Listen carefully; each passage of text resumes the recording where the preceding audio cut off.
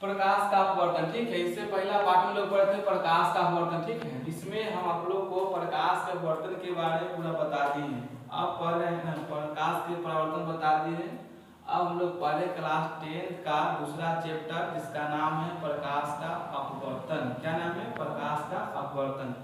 अपवर्तन किसे कहते हैं? अपवर्तन को उसे कहते हैं जो सघन माध्यम से विरल माध्यम में जाती है, ठीक है। जो सघन माध्यम से विरल माध्यम में जाती है उसे प्रकाश का अपवर्तन करते हैं। तो मान लो कि अगर प्रकाश की किरण एक माध्यम से जब दूसरे माध्यम में जाती है और अभिलंब से थोड़ा सा दम हल्का सा दूर मतलब दूर जाती है, उसे क्या कहते हैं? अब प्रकाश का अपवर्तन करते हैं, ठीक है। क्या कहते हैं? अपवर्तन कहते हैं। इसके बाद आपका आता है आपतित किरण, अपवर्तक सतह, आपतित किरण, आपतन बिंदु और अभिलंब, ठीक। आप इस डायग्राम को देख लीजिएगा।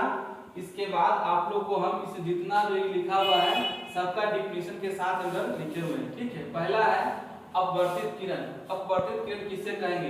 तो सबसे पहले देखिएगा, अपवर्तित किरण देखने के लिए आप चित्र में देखिए कि अपवर्तित किरण किधर है। आपका अपवर्तित किरण यहाँ है। कहाँ है? अपवर्तित किरण यहाँ है।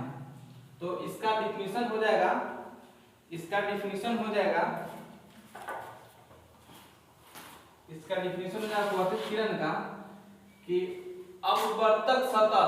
अब आप पूछे सर जी अपवर्तक सतह कहाँ है? तो अपवर्तक सतह आपका यहाँ है, ठीक है। अपवर्तक सतह से टकराकर, ठीक, अपवर्तक सतह से टकराकर वापस जाने वाली किरण को अपवर्तित किरण कहते हैं, ठीक। उसका बाद आपका आता है अपवर्तक सतह। अपवर्तक सतह तुरंत बताए हैं आपका अपवर्तक सतह ये है, ठीक है। ये जो लाइन है सरल रेखा, इसको ही अपवर्तक सतह कहते हैं। अपवर्तक सतह का परिभाषा यहाँ लिखा हुआ है। जिस सतह पर प्रकाश की किरणें आकर अपनी माध्यम में लौट जाती हैं उस सतह को प्रकाश का अपवर्तक सतह कहते हैं। चाहे इसको हम कह सकते हैं कि जिस माध्यम से प्रकाश की किरण आती है, ठीक है, जिस माध्यम से प्रकाश की किरण आती है और फिर उसी माध्यम में लौट जाती है तो उसे क्या कहते हैं? अपवर्तक सतह कहते हैं। क्या कहते हैं? अपवर्तक सतह कहते हैं। फिर आपका आता है आपतित किरण। क्या आता है? आपतित किरण।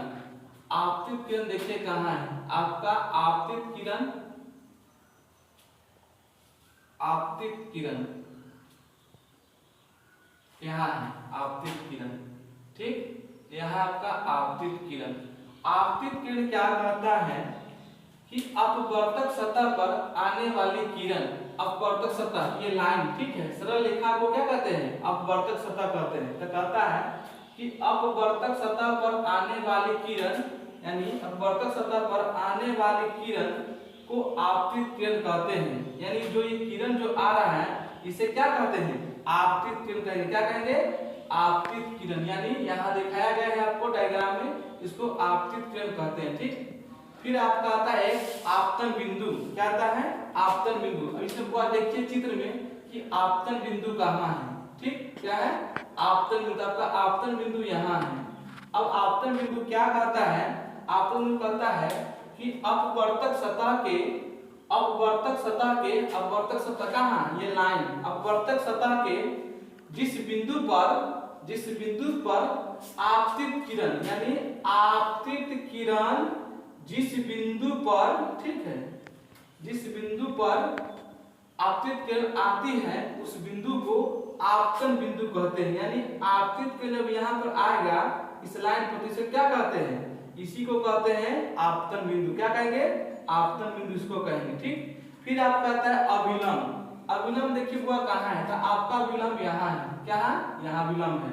अभिलंब का परिभाषा क्या कहता है कि आपतन बिंदु पर डाला गया लंब, यानी आपतन बिंदु कौन? सरल रेखा ना, आपतन बिंदु यहाँ है। आपतन बिंदु, आपतन बिंदु